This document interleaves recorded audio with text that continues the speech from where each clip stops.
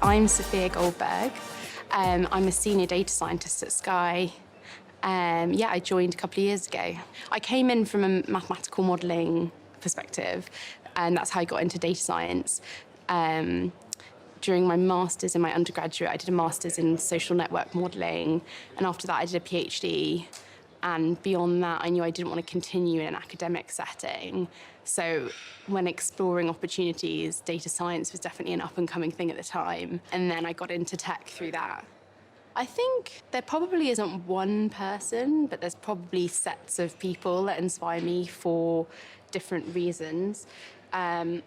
For product, there's a great book that I really like, written by a guy called Marty Kagan, and also another product owner at Facebook called Judy Zhu. They're really great, and they talk about how you can innovate in tech, even in large companies. That whole formulation process I've really enjoyed, architecting those solutions from a technical perspective then, once you've actually defined the problem.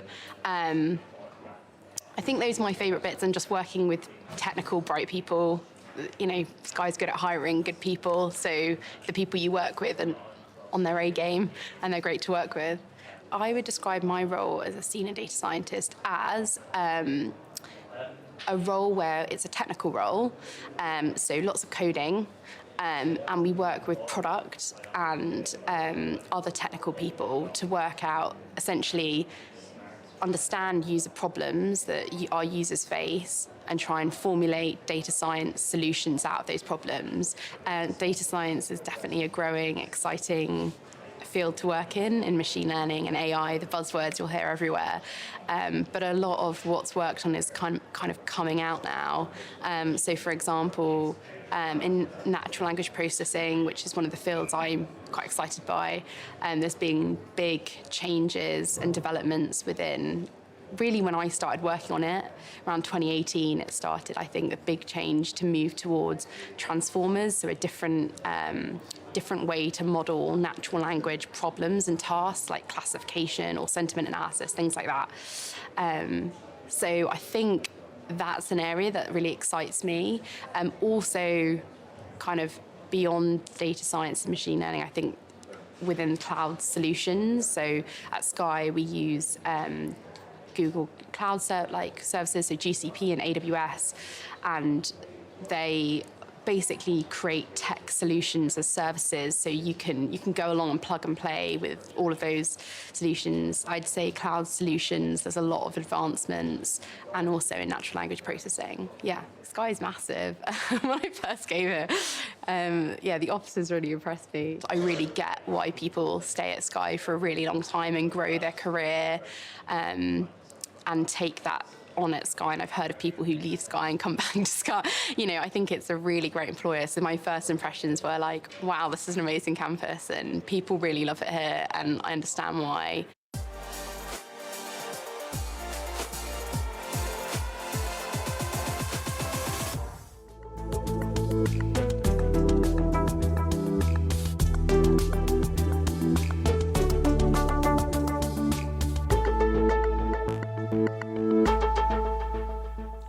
Hello, everyone. I'm very happy to be here, and I'm very happy there are very few empty chairs, because it looks like you do understand that the work culture is that ecosystem that makes things happen. You have heard this morning Stephen Van Rooij talking about the ecosystem for innovation, the culture for innovation. And the culture is also what keeps us here and focus on what we gotta do. I'm Gabriella Vacca, and I have two roles at Sky. One is I'm the CTO for Sky Italia. The second one is I'm the group director for the enterprise technology services. So in the second role, I really get to work with the people like Abby, that I'm going to introduce later, to help the culture and, of course, all the technologies that make an enterprise happen. I'm not going to tell you they asked me, well, why don't you give you a little bit more background about yourself and what you did? I'm not going to do that. I'm going to tell you why I'm here now and why I'm excited. I have two pillars in my personal and leadership traits profile. One is technology. The second is people. Technology is what Stephen said. Technology is enable value for people and for organization. But I'll give you a little story on why I came to that point really early in my life, and honestly before even knowing what technology was. So I have an Italian accent, right? I grew up in Italy. And I grew up in a small farmer community in the north of Italy. My dad used to sell agricultural machines, so tractors and so forth. And one time he asked me, I was probably 6 or 7, and he asked me, Gabriel, do you want to come with me and we're going to test a new tractor? So I said, of course, yes. But when we got there, he asked me, do you want to drive the tractor? And I was 6 or 7, and immediately I said yes, but I had no idea how to do it, right? And I couldn't even reach the pedals of this big agricultural machine. But I was sitting on his lap, and I was driving this tractor. And I still remember the feeling I got at that point. I was feeling safe because I was on my dad's lap, open field in front of me. And the only thing I had in my head, I can do it. I am a 6 or 7 years old girl, and I can do it. And I am a girl, and I am a girl. So that feeling of what technology, I didn't know it was called technology. I didn't know it was called machines. I didn't know anything about it. But I have this feeling of something enabling me to do something that I've never imagined. Now translate that to people, right? Translate that to perhaps what is more in my DNA, the moment I realized that empathy needed to be moved into, emotional intelligence and so forth.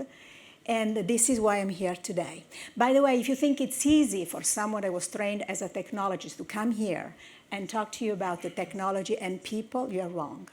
So because I worked on that for 20 years to build my confidence, I do need a round of applause.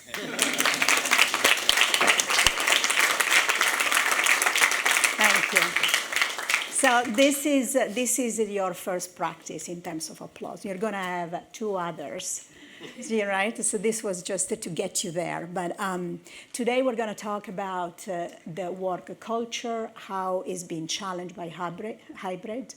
And we have one real expert here with us, who I have the honor of introducing him. I read his first book.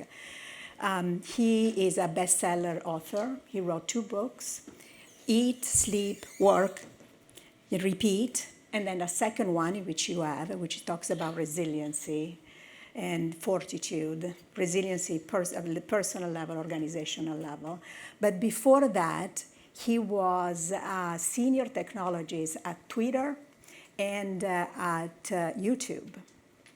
So he made that change. He gave a voice to the unspoken reality of the importance of work culture, which should be the number one focus that all of us as a leader in the industry needs to have.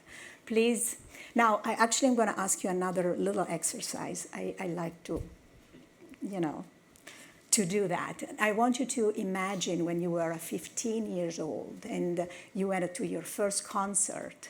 And you were about to see the greatest celebrity, the greatest band rock that you ever imagined. So that was the round of applause that I want for Bruce. Thank you.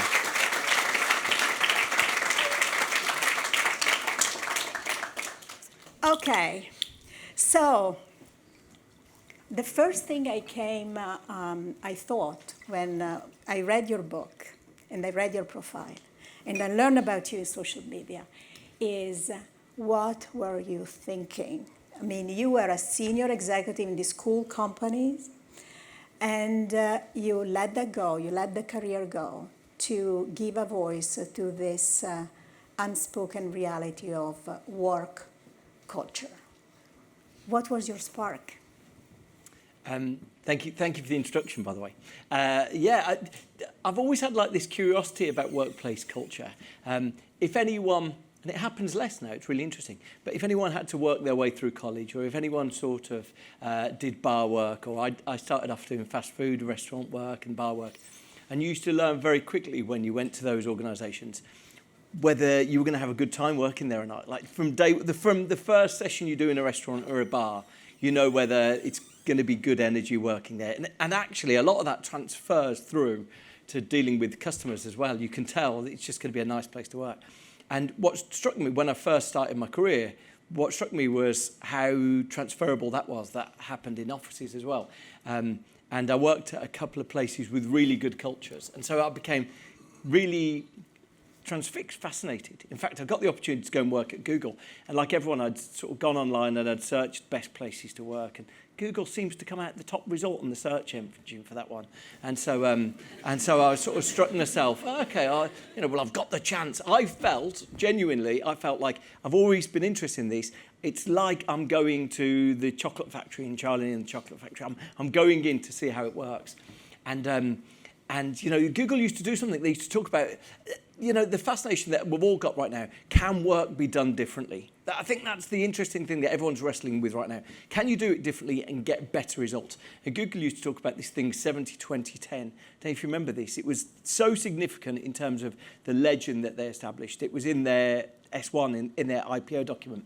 And they used to talk about 70% of your time would be on your main job, 20% of your time would be on a project, 10% of your time could be on a project you didn't even have to tell anyone. It could be your secret project. It's exciting, a secret project.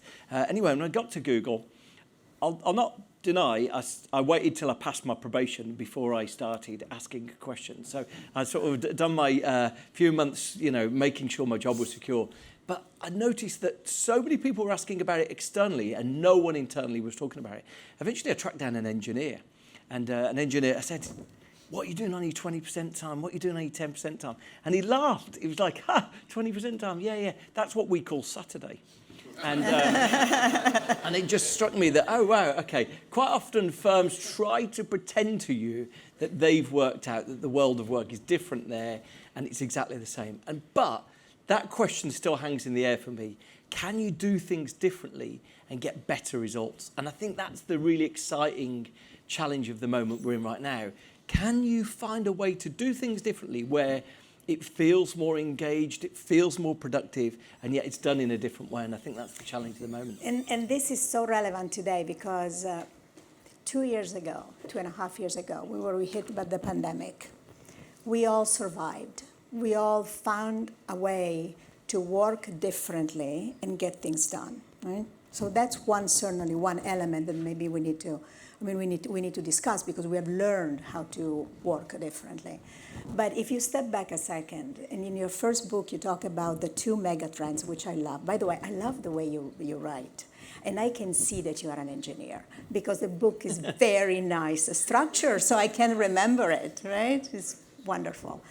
But you talk about one mega trend, which is how do we, this dream that we had about you can work anywhere, anytime. And I was working in mobility at that time, so for me it was, wow, people are going to be free of working anywhere. Yes.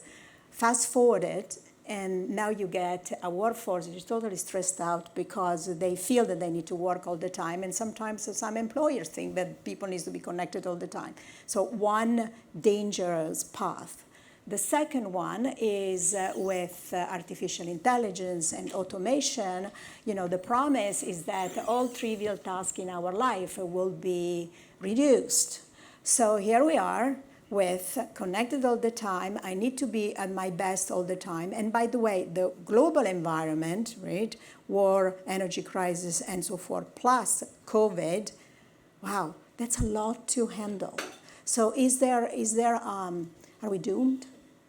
The really interesting thing is that if you'd applied for a job 3 years ago, there were so many fixed elements of that job that you didn't even question. You didn't even question how many days a week it was. You didn't even question how many the hours you were meant to be at the office. If someone didn't tell you when you accepted a job, you'd turn up at the office at 9 o'clock on Monday. And you'd expect to work till 5:30, 6 o'clock on Friday. And it's so intriguing now that those things have changed. And it's I think, you know, we're definitely in a zone right now where we're witnessing a few organisations, largely led by the leadership, questioning whether we've made a big mistake. And so, you know, we're in a zone where I mentioned before, technology firms are quite keen to pretend to you that they've got all the answers. Part of marketing. You know, when I worked at technology firms, quite often the architecture of the way that buildings are created is to get your phone out of your pocket to take a photograph. Because if you can photograph a slide coming down the middle of a building, or if you can photograph a meeting room that looks like the Death Star, then immediately you're telling all of your friends you won't believe how good it is to work here. It's just staging. It's just a sort of marketing device. But and those tech firms are actually really interesting, at the centre of the movement to try and force people back to the office. Apple, we imagine as like this really sort of inspirational, liberated organisation, and yet they're demanding 3 days a week back in the office. Google's demanding 3 days a week in the office. So we're at this really interesting moment where, you know, I'm not sure we're doomed, but the fundamentals of how work is evolving are still taking shape. And the really interesting thing as a result is you used to go to a website like Glassdoor. Number one thing so Glassdoor is a website where you can rate your employer, you can give them a sort of an assessment. And, you know, broadly what we were judging before was applications of the same monoculture, right? Every organisation had broadly the same working conditions. For the first time, I think we're going to get people going there and saying their experience and how different it is. But the number one thing people say on Glassdoor is the workplace culture is more important for them than salary or the terms of employment. So it gives you a good indication that the way we spend those 40 hours a week working still has a bearing on what our lived experience of our lives are. So I think, you know, there's so many of these questions that are up in the air, and I'm not convinced that any firms have got the right to say they've got the answer. But the good news is that today, leaders, I mean, you heard Stephen earlier, right? They talk about it. In the past, they didn't. And I felt a little bit of an odd piece of furniture, because even earlier in my career, I was focused on creating the right culture for people. Perhaps because, as I told you earlier, I grew up in an agricultural community, and my first coach was my grandfather, Nonno Carlino. And Nonno Carlino had chickens, and he was keeping this chicken really clean. And I said, why do you keep on cleaning? He was wasting time. Chicken are messy. And he said, well, happy chicken makes good eggs. And I said, you know, so translate that, is that the culture, is that why people are now talking about it, and we're debating 2 days a week, 3 days a week, remote working? Is it because we understood the value of having that ecosystem? It's so fascinating. I get sort of lost in imagining as you're saying that. The really interesting thing is that, you know, so I've said the number one thing that people say matters to them is the workplace culture. And that might be changing. That may well be changing. We may well be drifting apart from our work as part of our identity in the way that it was before. But the number one predictor of whether you think you've got a good job or whether you're engaged with your job is whether you've got a best friend at work. It's actually something far softer than you might imagine. For all the strategy that the leader might stand up and share, for all the PowerPoint slides beautifully prepared, the number one predictor of whether you feel connected to that is whether you've got a best friend at work. And the interesting thing about the way work is evolving, and the reason why we are becoming slightly more detached from work, is that the number of people who report having a best friend at work for hybrid workers is 17%. That's like a third of what it used to be.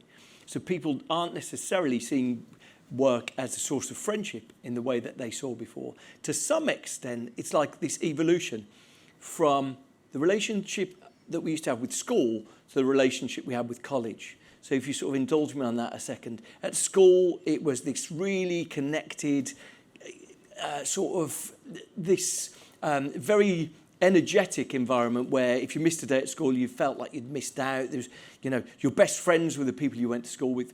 When you went to college, quite often the people who were on your course weren't your best friends. There were people that you maybe see, but you didn't generally socialise with them on the Friday or Saturday night. And you had a connection with them, you had a relationship with them, but it was at arm's length. And, at college, you didn't have to necessarily do your work from 9 o'clock in the morning till 6 o'clock in the afternoon. You could pick and choose when you did it. And I think we are moving to something closer to our relationship with college. Now, whether that means that for most organisations, people don't feel the same connection. Maybe these quit rates, these resignation rates we're witnessing are just a new fact of life because we don't feel as attached. But it does beg the question, without forcing work to be our identity, can some organisations create something that feels like a tighter bond, provide some of that friendship and connection that maybe we did benefit from in the past? I have a theory. I can't prevent myself from noticing that talking about the culture for organization goes along with the new awareness that we have about diversity and inclusion, even Stephen mentioned it, and the fact that we needed more women in the workplace. Is that a fact? Is it true? This normal evolution of those two elements, or you think they're independent? Well, it's really interesting. I did some analysis last year with someone in Australia. Now, Australia had a very weird COVID in the sense that at the start of COVID, you might remember that there were news clips of them going to sporting events and concerts. It felt like they were rubbing our noses in it as they went around normal life. And yet Australia ended up having, by the end of COVID, having more days in lockdown than pretty much any country in the world. But in the midst of all of that, about a year in, they returned to the office. And someone contacted me anonymously with some data from Australia. Now, in Australia, you have to publish your gender diversity at every layer of your organisation, which gives you a really rich seam of data. And what we were able to do was correlate the gender balance of organisations and then match it alongside their return to work policy. And it was astonishing. If you don't think the return to the office has a diversity and inclusion element to it, then this data swept any doubts away. The more gender balanced an organisation, or the more women there were in an organisation, in senior roles, in middle management roles, across the whole organisation, the more likely they were to introduce flexibility. But it goes further than that. There was some analysis in the US looking at the racial element of this. And what was discovered was that there was a very high increase, about 4 times more likely for people from African American background to want to continue working remotely.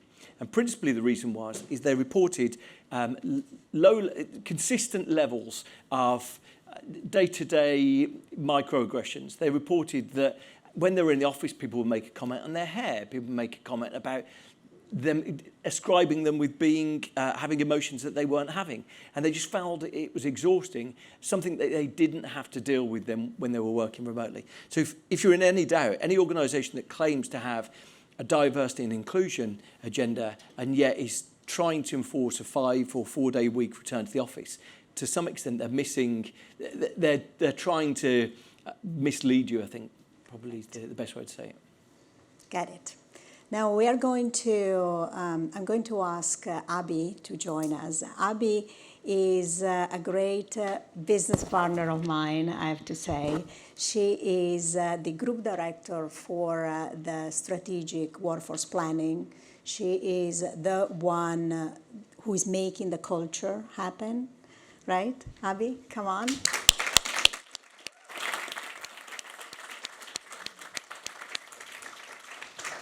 I remember that Abby and I met during when we both joined in, for me it was late 2019. She joined in beginning of 2020. But we met when we were we were in the middle of COVID, and we tried to figure out what to do for our people, how to survive and so forth. So I wanted to ask you two questions. One is, what does your team does to make the culture happen for all of us at Sky? And then the second is, just give us, while you talk through it, just give us some example on how we made it, I would say, and which element perhaps are elements that needs to carry on to the Sky of the future. Yeah, sure. So my team, great team, when we look at people like Bruce and we look at external insights, we look at what the future might be, we look at our business strategy really importantly, and then we think about internally, how do we develop the culture, our ways of working, our organisation, partnering with brilliant people like Gabriella in tech to bring all of those ingredients together to make sure that it's a brilliant place to work and we can achieve what we need to as a business. And what I would say is it's a journey, isn't it, right? You know, we don't have all the answers. We test and learn, we listen to our people, and we evolve and adapt. I think Stephen talked earlier about it being an adaptive organisation. And that's critical because we've got to keep evolving as the world, this crazy world we live in, adapts as well. And Gabrielle, as you say, it was particularly crazy when we were both working together. Indeed. And it almost feels like a different world, doesn't it, when we look back into those COVID days when the first lockdown was hitting.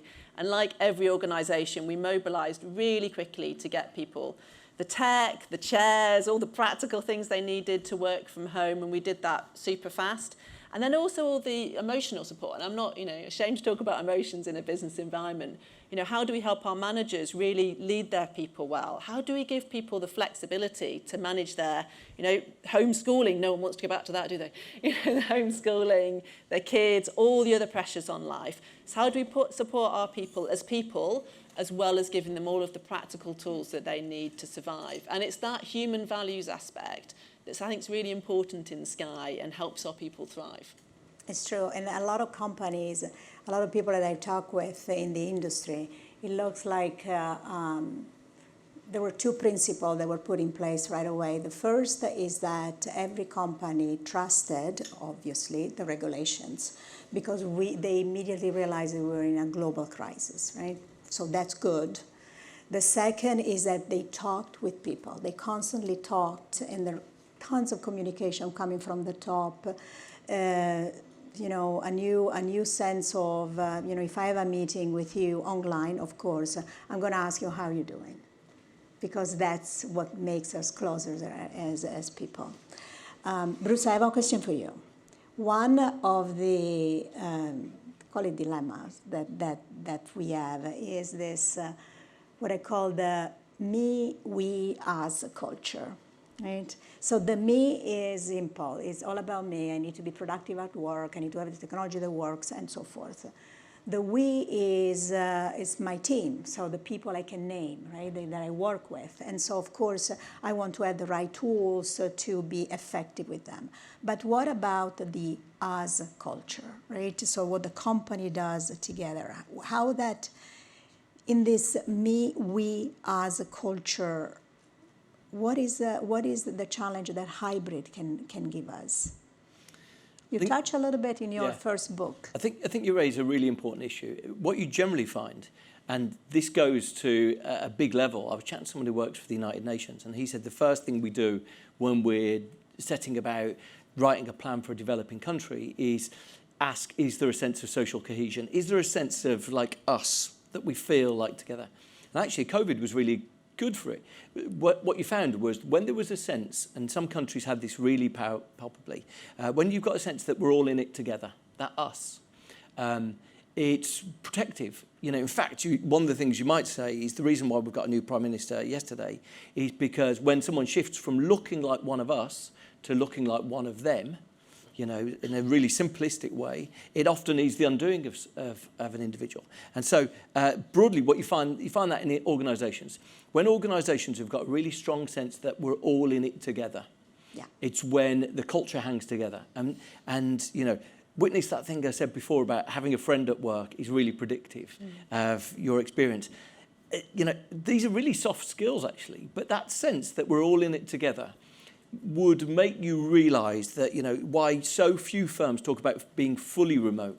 Even the ones who, you can go and work on a mountain somewhere, they talk about themselves being remote first, because they will say, oh, we have a big team gathering where we all get together in this place twice a year, or we have, our department meets once every 6 months in this place, because that coming together and feeling connected to other people is very predictive. And this, it's an important reminder for all of us about the human part of all of this. It's the power of the community. And I'm looking forward to reading your second book, which you guys have over there, because it talks about resilience, and I feel that confidence and resilience are the two sisters, right?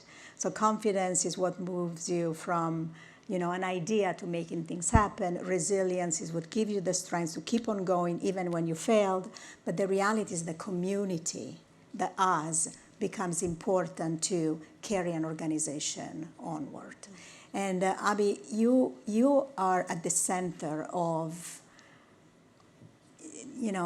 call it creating a culture, but it's built on huge diversity of culture. We have Germany, we have Italy with the UK, we have India, we have United States right now. So profoundly cultural different. Companies and locations. Then you have, of course, content, technology, product, business. So the us must be very complex to achieve. What are your thoughts? Yeah, and that's partly why Sky is such a fascinating place, right? So Dana is really passionate about this, and she talks about culture, community, innovation and learning. And they're the four aspects that we really think about when we think about how we're building the culture, how we're building our teams. And they're all really important, particularly the learning aspect. And Sky's an organisation I've always found is very generous in how we learn. It's got a real apprenticeship culture, and coming together in person is important to help that learning, which then feeds that innovation, which is the culture and the community.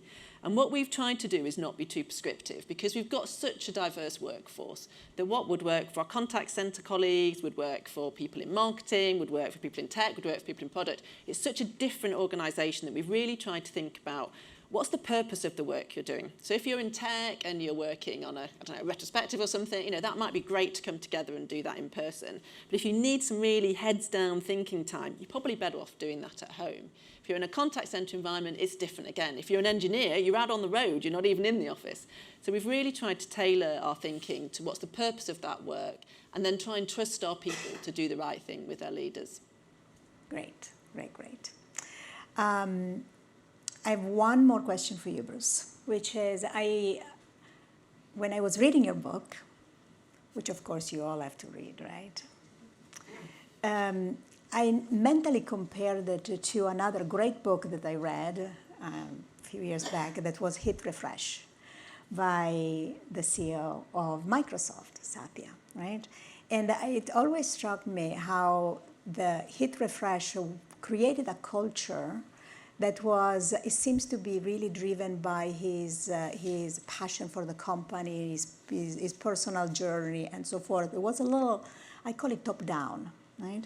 While in your book, you talk about a culture that is almost created by all of us together. Yes, leadership has a responsibility, but each one of us has a responsibility to create this culture. So it's more, I call it bottom-up. What are your thoughts on top-down, bottom-up, lateral? Any advice? Any advice for us? It shows how complicated it is, I guess. What I really strongly believe is that we all are contributors to a culture. Now, Microsoft's really interesting because they went from Steve Ballmer, who's like the most bombastic. If you've ever got something where you want to laugh for 10 minutes, watch YouTube Steve Ballmer and remind yourself of his entrances of conferences. It's like you couldn't, it was the alpha male's alpha male. It's like this sweaty bald guy running onto stage and whooping. And in contrast, Satya Nadella is this incredibly introverted, humble person. The interesting articulation of that is that the Microsoft set about under that new change of leadership. They said, we want to be far more humble. And so we want all of the deals we do to be where the customer wins. And, even to the extent that maybe it's 51%, 49%. And so as a result of that, Netflix have just given them a big contract to sell their advertising. And it's just an interesting example of they were perceived as a less cutthroat competitor. So those things clearly do play a part throughout the whole of the strategy of the organisation. But, you know, it goes, I think my feeling strongly is that we all do contribute to culture, even if the leaders might set the weather for it. And one specific advice to us as leader, just one, right? If you start doing this differently with your team tomorrow, and you know that I can guarantee there is going to be a result, what would that be? Well, firstly, you know, normally culture exists at a team level rather than a company level. So we've all got the So opportunity. it's the we. Yeah, we've all got the opportunity to create something that's specific to us. I was really struck by a phrase that the former chief rabbi of the UK used, and I mention it merely because it's sort of quite a philosophical point. And he talked about, I don't speak Hebrew, so I probably pronounced this wrong. He talks about this word simha that appears in the Old Testament. And he said this word is translated as joy, but it means shared joy. It's sort of a participle of we, I think. And he says, anytime you think about moments that define a group, are definitive, they are memorable moments, they've normally got shared joy as part of them. And it's really interesting thing where you sit back and you think at the end of a year or maybe the end of a project, what defined your memories of that project is the moments where you felt this togetherness. It might have been a team dinner. It might have been a team event where you all got together and you laughed at something. And thinking about those moments of shared joy as a leader are probably the sort of things that strategically on a plan don't sit at the top of the plan. But in terms of the experience of people are the things that define the experience. I guarantee if you think about your favourite ever job, if you cast your mind back maybe to the first job that meant something to you, you'll remember these moments of simha. You'll remember moments where you laughed with people, moments where there was just an incredible energy in the room. Those are the things that stay with us. And I think it's a tactical thing. Thinking about how this meeting to set something up is going to go feels like a casual detail at the end of the plan rather than the thing that will define people's experience of it. And I think that's the thing I would say. This is when when we connect as humans, right? That joy, shared joy starts, and that gives you an emotion to remember. Love it, love it. We have one question from the audience, and the question is specifically on something that unfortunately is touching all of us, which is the cost of living, right? It's a crisis, and it's going to impact the way we work. It's going to impact hybrid.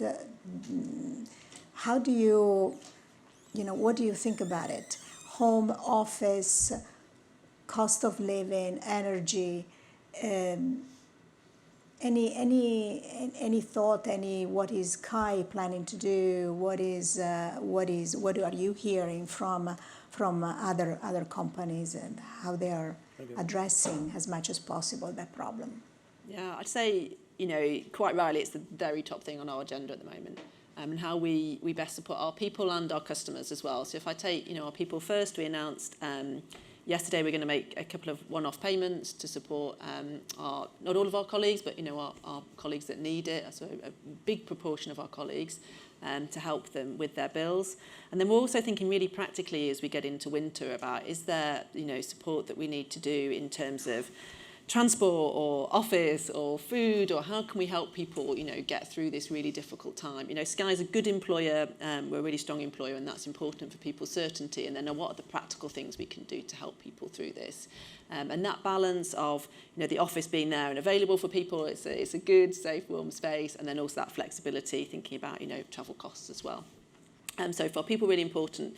Then for our customers, we have social tariffs. We're thinking a lot about the value that we can offer.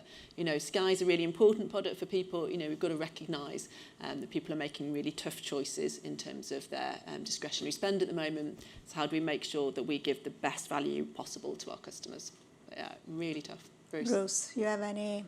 Yeah, I mean, the hard thing to navigate on it is that it seems to be changing on a day-to-day basis, right? So That's true. It's a moving target. I don't think any of us really are able to fully visualize what is coming down the road to us.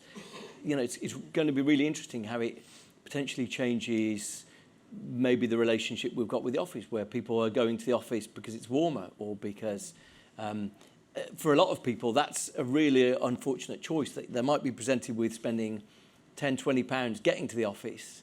And so it's not necessarily an economy that they can easily take advantage of. But I think, the challenge is going to be that I think the uncertainty and the impact it's going to have is probably far bigger than any of us are prepared for right now.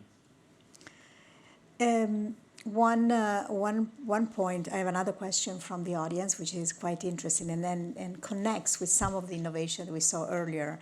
So how can we create a culture of we us in a virtual world? Does the lack of human interaction make it harder? Or I would add, are those new technologies, the metaverse that we saw earlier, can help, or is it a challenge? Is a challenge or is an enhancer? Could it be a solution for this lack of human touch that we may have in the virtual world? I'd love to hear what you thought. You seem like someone who really cares about these things. I do. I think that we'll need a little bit of both. I think that the metaverse, meeting in the virtual space, it opens your imagination. It is an equalizer in terms of locations, because we are all the same. Maybe we're all represented by an avatar, and I love that. I can be in India, I can be in the US, and so forth. So to me, we do need a little bit of that. But I also am a believer that the sharing a beer together, right? Or having a buzz, you call it the buzz in your book, having a moment of shared joy is what you remember. So it's, I think we'll always need a little bit of both. What do you think? And now you cannot say whether it's that. So you're in trouble. Thank you for asking me that question first. I worked for a long time in social media, and the question that occasionally gets asked is, can you build strong communities of people who don't necessarily see each other every day? And most emphatically you can. Although it's really interesting, meetup culture has become a big thing that's been spawned by digital connection. People meeting in real life, wanting to sort of recognize each other in flesh and blood. I think personal connection seems to play a big part. And the cues for it are often really trivial. Laughing with each other is far more likely to happen when you're in the room together than when you're on a Zoom call together. True. And it seems to just produce some endorphin-related connection that you can't read a bullet point and activate the same. So there seems to be something human about being around other people that does produce a stronger level of bonding. Abby, what do you think? I mean, when you are in this campus and you have such an immersive experience, it's easier, right? But when you have locations that are, India, Italy, Germany, and so forth, what are your thoughts? Yeah, I agree with you. I think you need both. There's nothing like laughing in person with somebody, and also when you're, spotting if your team member or your colleague or your friend is okay. Having those body language cues is critical. And then thinking about working multinationally, which we do. We have sites in India, in Italy, in Germany, all over the world. Actually, some of the feedback we had was when we're together on a screen and we're all the same size square, there's something really levelling about that, and the communication and the sense of equality from all of our teams was really important. So one of the things we've been thinking quite hard about with Gabriella's support is, how do we keep that when we're in hybrid meetings and make sure that it isn't all the people in the UK in the room and the person in Italy, often you, Gabriella, on the screen, that isn't feeling that they've got an equal share of voice. Yeah. Good. I wanted to thank you and thank both of you. As a reminder, Bruce is going to be outside signing the book. Read it. It's fascinating. It's important for all of us. And thank you for being here.